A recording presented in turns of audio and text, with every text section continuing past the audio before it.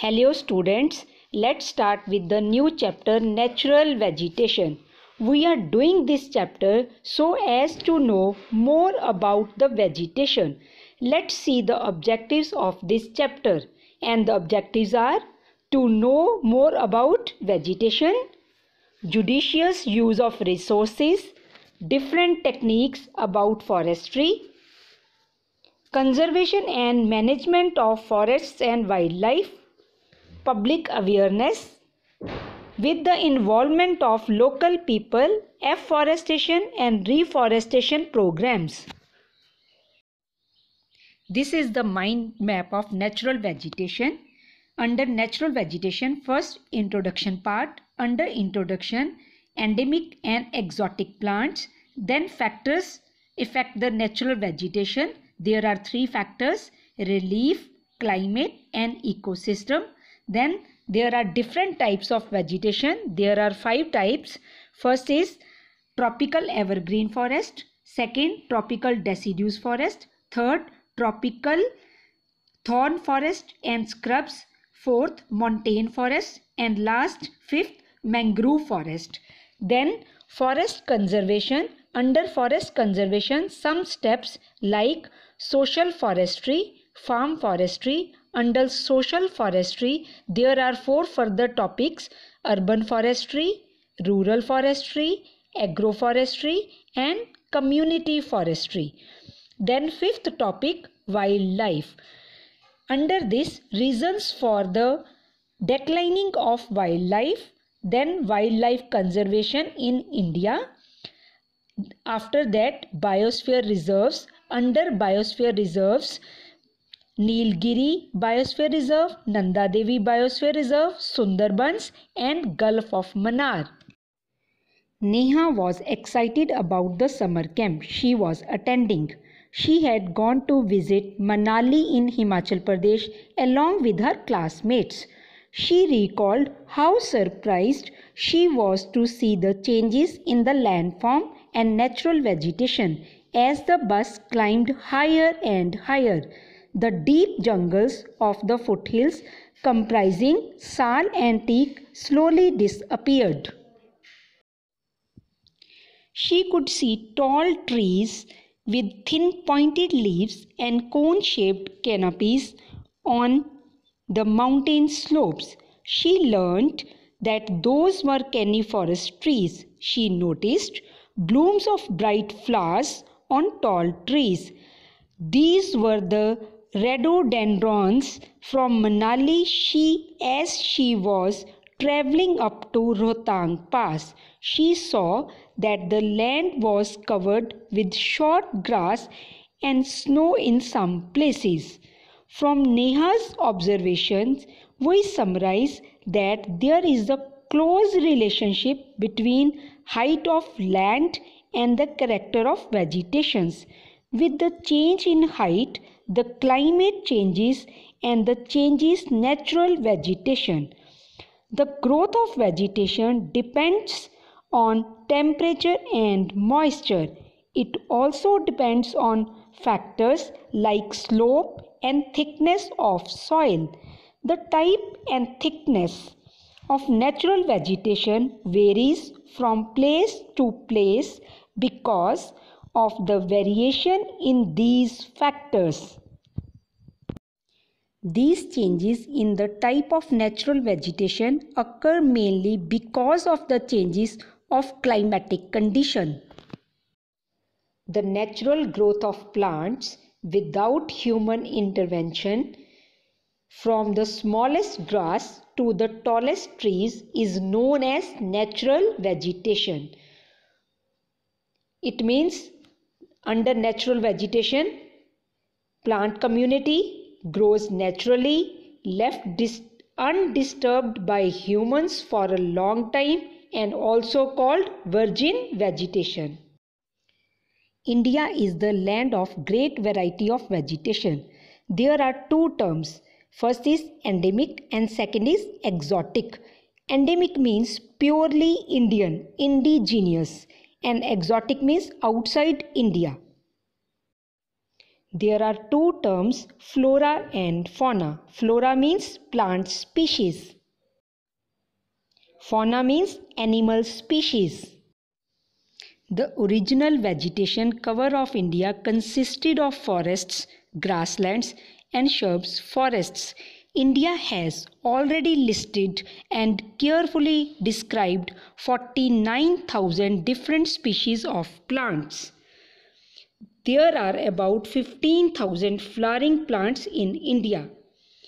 India has approximately 90,000 species of animals as well as rich variety of fish and marine water. Natural vegetation can be defined as vegetation that developed in correspondence with the environmental conditions of a region. Natural vegetation in India is influenced through a few factors such as that is relief, climate and ecosystem. Relief means land, soil, type of terrain. Climate means temperature, photoperiod. Photoperiod means duration of sunlight. And precipitation. Precipitation means type of rainfalls. The natural vegetation is an integral part of the ecosystem. All the plants and animals in an area are interdependent and interrelated to each other in their physical environment, thus forming an ecosystem. Human beings are also an integral part of the ecosystem. Natural vegetation in India is influenced through a few factors such as topography, soil, amount of rainfall and temperature. Natural vegetation in India can be categorized in number of ways according to their position, atmosphere, weather conditions, etc. On the slopes of the Himalayas and the hills of the peninsula above the height of 915 meters, the fall in the temperature affects the type of vegetation and its growth. Due to heavy rainfall, the shape of the leaves and the growth of the plants are different. On the other hand, in desert areas, due to less rainfall, the type of vegetation is different. The natural vegetation is an integral part of the ecosystem. Human beings are also an integral part of the ecosystem. How do the human beings influence the ecology of a region? Human beings utilize the vegetation and wildlife. The greed of human beings leads to overutilization of these resources. They cut the trees and kill the animals, creating ecological imbalance. As a result, some of the plants and animals have reached the verge of extinction. Now we will revise the module. First, the two types of biodiversity. First is flora, second is fauna. Flora means plant species, fauna means animal species. Then how land affects the natural vegetation directly and indirectly. So all the plants and plant life of a place growing naturally is known as natural vegetation. Natural vegetation in India can be categorized in number of ways according to their position, atmosphere, weather conditions, etc. Some of the ordinary characteristics of a variety of types of natural vegetation in India include the tropical evergreen forest, tropical deciduous forests, tropical thorn forests and scrubs, montane forests and mangrove forests. Now we will discuss one by one in detail. First is tropical evergreen forest. Next is tropical deciduous forests. Tropical deciduous forests have an average rainfall of 100 to 200 cm and their average height is 25 to 45 meters. These trees are broad leaves. India also has temperate deciduous forests, but they have very less in number. These broad leaves are shed in the autumn seasons, but it is in case of temperate deciduous mode. Dry deciduous forests shed their leaves in summer seasons due to shortage of water. It is found at Lower Himalayas. Lower Himalayas means Jammu Kashmir to Arunachal Pradesh. Shivaliks, Ganga Valley, Western Ghats, Northeastern India. They are economically very important forests because we get majority of raw wood from these forests. For example, sal, teak, shisham, sandalwood, deodar, mahua, etc.